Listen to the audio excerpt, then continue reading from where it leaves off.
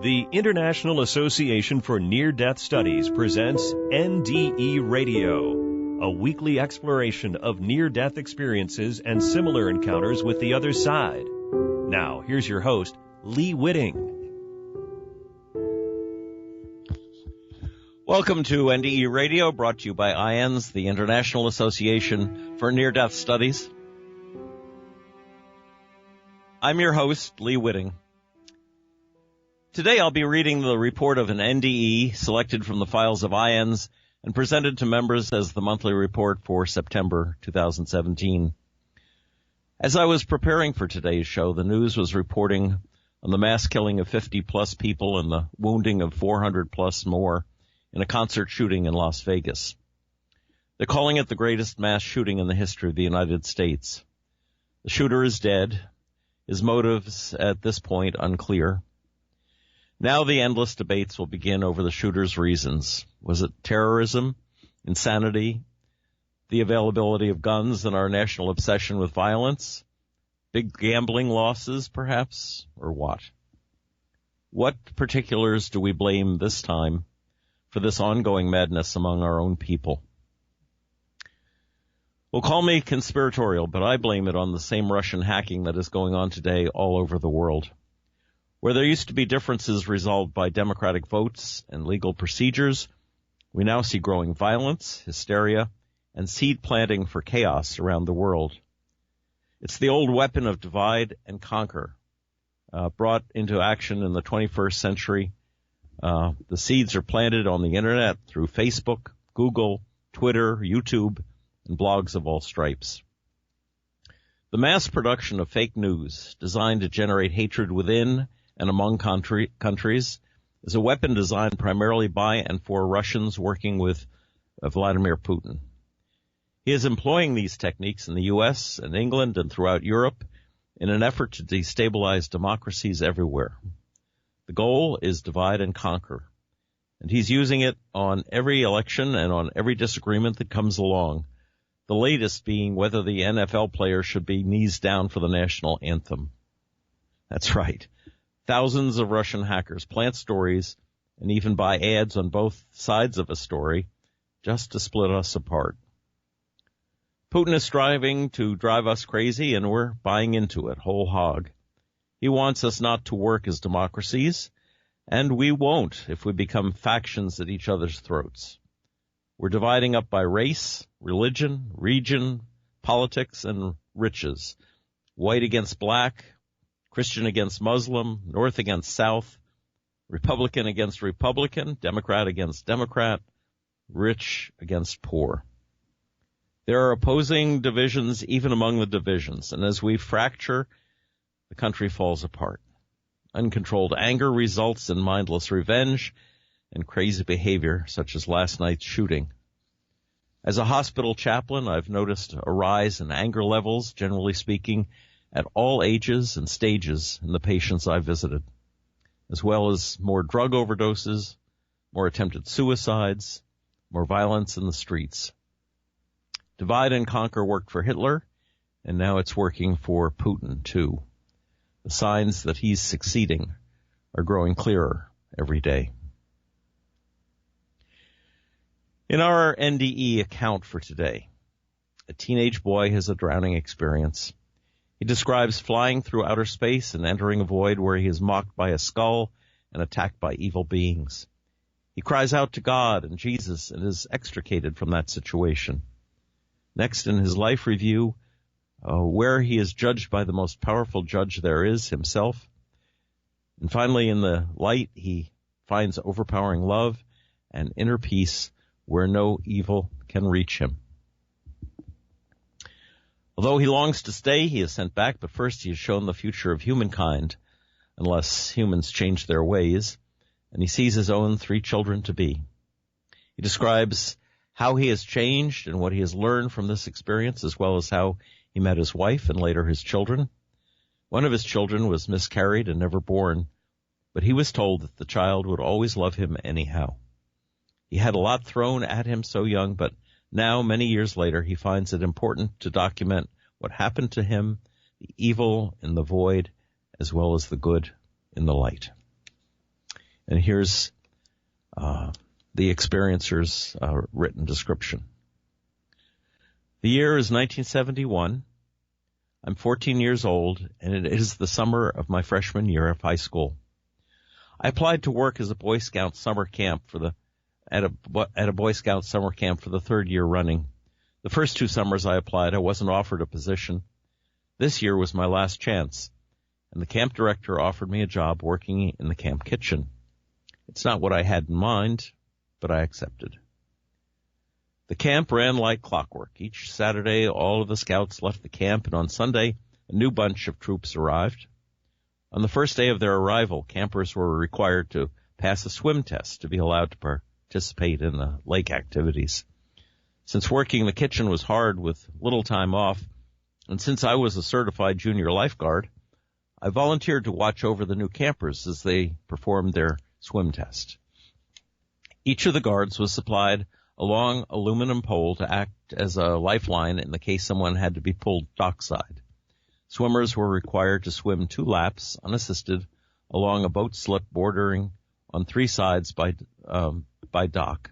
For the swim test, the open side was bound by buoys along the length of a rope. On this particular day, I had watched several groups perform their test without incident. However, during one of the evaluations, one swimmer, a boy of 13 years old or so, started to struggle and cried out for assistance. All I had to do was lower the pole so he could grab on, and I would pull him out. But instinctively, my lifeguard training came into play, and I jumped feet first into the water with legs spread apart like a bicycle. Quickly, I grabbed the boy, spun him around, and placed him in a carry position with my arm across his chest diagonally. It is a very secure hold and one that prevents him from fighting me if he panics. Since he was quite docile and since this hold is tiring, I decided I could place him on in a chin carry instead. That was a mistake, since the boy felt less secure and became anxious. In a split second of panic, and before I knew what happened, he struck the side of my head with a roundhouse right hook. The blow to my head was severe and dazed me. I fought to maintain consciousness. As my awareness slipped from me, I began to sink into the water deeper and deeper. And because I had been exerting myself carrying the boy back to dockside, my body needed oxygen. My chest instinctively heaved, forcing my lungs to breathe water into them. To my amazement, it wasn't so bad. My lungs were full, which took the pressure off. But I knew I was going to die today. I felt my arms and body go limp. I was sinking, watching the water go from light green to dark. What's happening? What is that? It doesn't make sense. I think I see people running here and there along wooden paths. Oh, that's water I see, and those are wooden docks. The boy I was saving is alone in the water now. He's looking around frantically. He's crying. I get it. I'm floating above everything, and I'm looking down onto the lake and the docks. I don't see me because I'm underwater. But how can I be seeing this? Why? I may be 50 feet above the water. I want down. I belong down there. How do I get down? As I have a rubber band attached to my back, it's as if I have a rubber band attached to my back that reaches its limit. I am pulled higher into the sky. Holy cow, I don't see the lake anymore. I'm in the clouds. The earth pulls away from me. I can see it, and it's getting smaller. I'm in space. It's dark except for the stars. Slowly they start to move, streaking the black backdrop and forming lines of light. As I pick up speed, I feel I am moving to the end of the universe with the stars whizzing by me. The lights create a walled effect like warp drive in Star Trek. I'm moving fast, faster than is possible, and yet there's no real sensation except for sight. Then into darkness. It's black. Pitch black. I see nothing. There is nothing. I strain to see something, anything. I don't like this. I'm scared. I feel I am in a universe devoid of all things. It is vast without end, completely and utterly empty. There's no one else, nothing else. I am alone. There's no person, no life, no death, no love, no hate, no salvation. There's only a vast emptiness except for me. The loneliness overwhelms my senses. I would welcome anything. Please, please, I can't stay here. Wait, I see something. Do I hear something too? Is my mind playing tricks? I hear laughter. I don't know if I like the sound of it, though. I see a pinpoint of light. It's getting larger, but I can't make out what, if anything, it is. The laughing is getting louder, too. The light starts to form a shape. Huh? I can't believe what I am seeing. It can't be. It is. It can't be. I see a face, except it is not a face. I don't quite recognize it because it is a skull and it is laughing. It isn't a good laugh. It's sinister. He's mocking me, gleeful at my plight. It's a terrible sound that sends shudders through me. It speaks and tells me that I am there forever with him. I began to hear others talking. They are coming nearer with conspiratorial voices that are evil and menacing. The skull brought them, or they followed. I'm scared. I feel their presence encircling me. These are creatures of the darkness. I can't see them. I sense them. They're near. They are as dark as the surroundings. The skull continues laughing. Ouch! Something clawed me, and I am being bit as if being tasted. Then they are set loose upon me, clawing, scratching, and biting. It feels like my skin is being stripped off. Oh, the pain. God, help me, please. I can't take this. God, please, help me. The attacks continue. Then I recall an old parish priest told me that evil cannot remain in the presence of God. I call out, Lord Jesus Christ, help me, please, help me. The attacks subside and soon stop altogether. The dark entities of evil slink away into the darkness. I am alone again in the black emptiness, but I am relieved. Some moments later, I see something again. It's another pinpoint of light. Oh God, please don't let it be that skull again. It's coming closer and separates into more than one light. What are these? They get larger. They look like soap bubbles, lots of soap bubbles, lots and lots and lots of soap bubbles. They're everywhere, hundreds, thousands, and then millions of them. The colors are magnificent, lively, and translucent. Each bubble dances about in its own way. They are alive. They don't harm me. They are good. I'm confused. Why am I seeing this? What are they? The bubbles begin to move past me, slowly at first, and then much faster. I'm moving, or they are. I'm not sure which. The movement of the bubbles past me generates streaks of red and violet light bars, encapsulating me into a tube of colored light culminating in a faraway vortex. I have no choice but to move through it. When I reach the end, I hear, it is time to review your life experiences. Who's there? Who said that? I don't see anyone. I'm the one watching over you. Are you my guardian angel? If you like, yes. It was nice to be in the presence of another. And with that, like watching a big movie screen, my life was portrayed before me, instance by instance, moment by moment. It would be normal to think that this would take some time, but time doesn't exist. There's Billy. He's about 5 or 6 years old. I used to play with him when I was a little kid. We're playing with cars behind the orange brick duplex across the street from where I live. I say something bad to Billy. It's not a nice thing. I'm being mean and spiteful. The difference now is I feel him hurting. He's crying. I feel his anguish. Oh, I'm sorry, Billy. I shouldn't have hurt you like that. And so it went on, moment by moment, review by review, feeling the results of my actions until my time in the lake. Why am I going through this? My angel replied, you review your life in order to cleanse your soul. How do you feel? Terrible. I'm such a mean person. I didn't realize I hurt others that much. It's important that you learn from this. I have. I take responsibility, and I am so sorry. Would you like to see it again?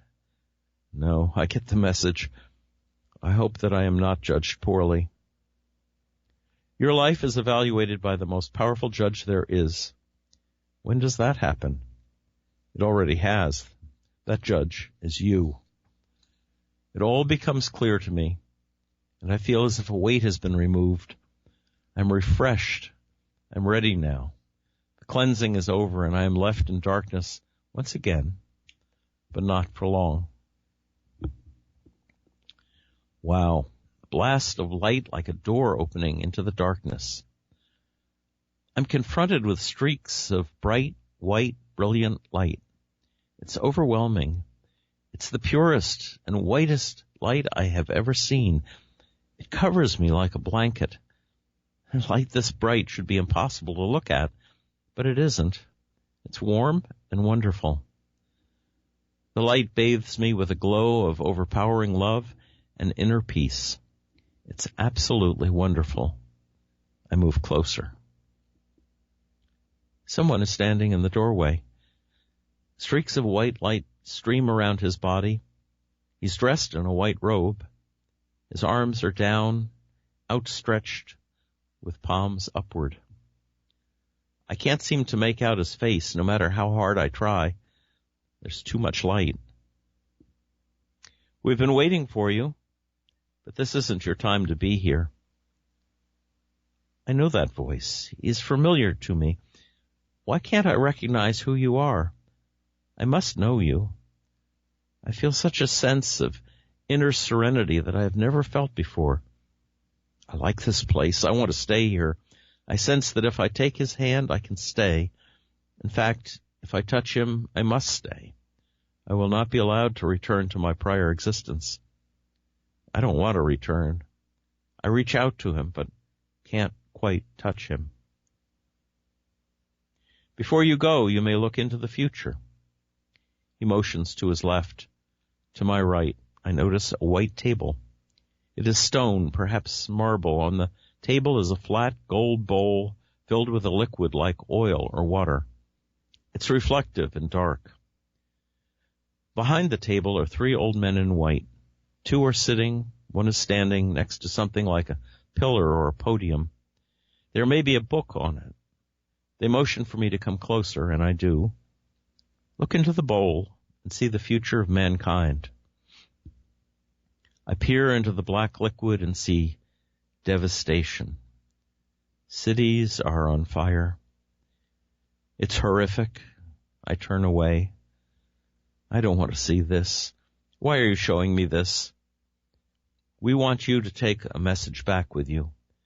Man must change his ways. But I'm only one person. What can I do?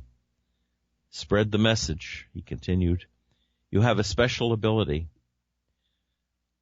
I know he was referring to my paranormal senses. I am going to ask you a question. Whatever is your first response is the one we will accept. You cannot change your mind afterwards. Do you understand? Yes, I do. What's the question?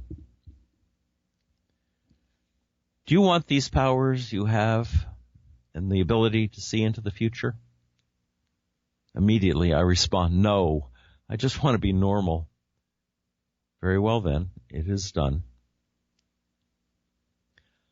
I withdraw from this area, and once again I find myself before the man in the white robe blocking my access. I want to enter. It feels so wonderful here. Can I stay here? You have work yet to do. You cannot remain. It's not your time. But I want to stay. Please let me. I will show you something. With that, 3 small bubbles appeared from the darkness on the left. They get larger. They are like the bubbles I had seen before. As they get nearer, I can see the faces of 3 small children, 2 boys and 1 girl. Who are they? They are your children. But I'm only 14. I don't have any children. You will, and these are them. Don't you see? You must return in order for these children to be born. As I look at their faces, I realize 1 bubble stands off from the other 2. Why is he separate? He's never born. He is your child, but he will remain here. Huh? How can that be? He's not born, but he's my child? You will understand one day. You must remember that while he remains here, that he exists and that he loves you. With that said, the other 2 children depart, becoming smaller until they disappear. It is now time for you to return. I try again to reach out and touch him, but I am being yanked backwards. The light becomes smaller. I am in darkness again, moving backwards. I know I am returning. And then, crack! With a jolt, I am back in my body. I find that I am sitting on the bottom of the lake in the mud. I have to get up for air. My legs flex. My arms start to paddle upwards. Will I make it? I don't think I can. It's got to be 10 or 12 feet or more. I need air. Struggling, I finally feel air with my right hand. With another stroke or 2, I break the surface. Immediately, I cough up water from my lungs. The swimming boy is terrified. I see it in his eyes. He begins to help me. That's ironic. Still coughing and gasping, little by little, I get air into my lungs, and it feels good. One of the senior waterfront instructors runs towards us down the dock. Quickly, I resume pulling the boy to shore. I'm exhausted, but somehow I manage to do it. The boy is saying, I was helping you. I cut him off and push him up onto the dock with the assistance of the senior instructor. He congratulates me on saving the boy. I'm dazed and confused. I say nothing and get out of the water. My body is intact, but my mind reels with what just happened. Prior to this episode in my life, I had many paranormal experiences. Afterwards, the activity subsided. It wasn't eliminated by any means, but I can live with it and interpret things better. All in all, the old men I had talked to made me feel normal, and I am grateful. Over the years, I have asked myself why a 14-year-old would encounter such an evil entity. After all, how bad can a 14-year-old boy's life be that he should deserve such treatment? I've concluded that mine was an unplanned journey to the other side, so family members and friends there were not prepared for my arrival. Since no one knew I was coming, I became a target of opportunity for the dark side entities. Conversely, I like to think at the appropriate time, someone will help me navigate safe passage. At the time of this near-death experience, I was a Catholic. Afterwards, I continued to go to Catholic school. In fact, the school was a pre-seminary, grooming boys for the priesthood.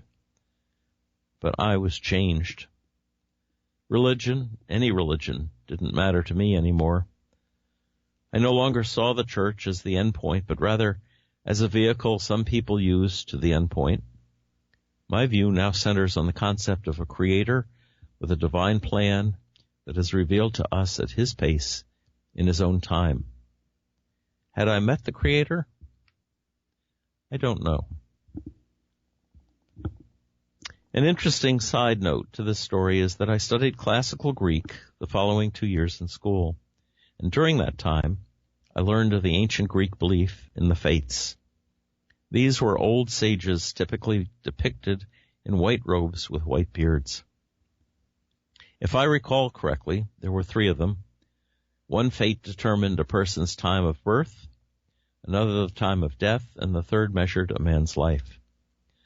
I have to admit that the similarity to my near-death experience unnerved me when I learned of this. Could I have talked to the fates? Years later, I met the woman I would marry. Although she still doesn't believe me, the very instant I saw her, my head went boing like a spring, releasing its energy. I instantly knew I had met my future wife. And, as predicted, we had 3 children, although one was miscarried and was never born. And so, indeed, I did come to understand. What else have I learned? I know that our actions affect others in both positive and negative ways, and that we will come to appreciate this fact in the next place. I know there are indeed evilness and goodness, darkness and light, suffering and serenity. I know that mankind has the capacity of extinguishing itself. But above all else, I know that our soul, our being, what it is that we are, does not die. The journey continues for us beyond this world. At a minimum, we gain a new perspective in the next place. It just may not be a complete understanding of all things. And while we search for the solution to life's equation, we may return to this world in a new initiation but wearing the same fabric of our existence. I also like to think that we are born afresh with those other souls with whom we choose to travel. That is how I recognized my wife when I first saw her, and so it is. After every life we live, we become stronger and truer, tempered by our experiences until such time as we may complete our journey and we are truly born. Just a couple of comments on my part to add to his story. I've heard from many NDEers who in the course of their lives had miscarriages, that when they had their NDE, they met the child they never knew on earth. That child was a fully developed human soul that expressed love and in some cases even aged according to the number of years ago that it happened. So in other words, if the child had miscarried 10 years before the NDE, the patient or the person, the experiencer, I should say, is meeting them as a 10-year-old. This is a powerful healing element for people who have lost children, who've lost children before they could be born. Miscarriages are very common, and those souls are very eternal. And then I would just say as a closing remark that his vision of the horror of cities burning and the warning that man must change his ways stands as true as it could possibly be. He saw all this in 1971. We are closer now to the possibility of nuclear war than we have ever been, including our encounter with Russia and Cuba during the Kennedy administration. So, put on your thinking caps and your praying caps, and God willing, we'll be able to turn this around, turn this huge ship of state around, and bring us to a peaceful harbor. Well, that's all we have time for today.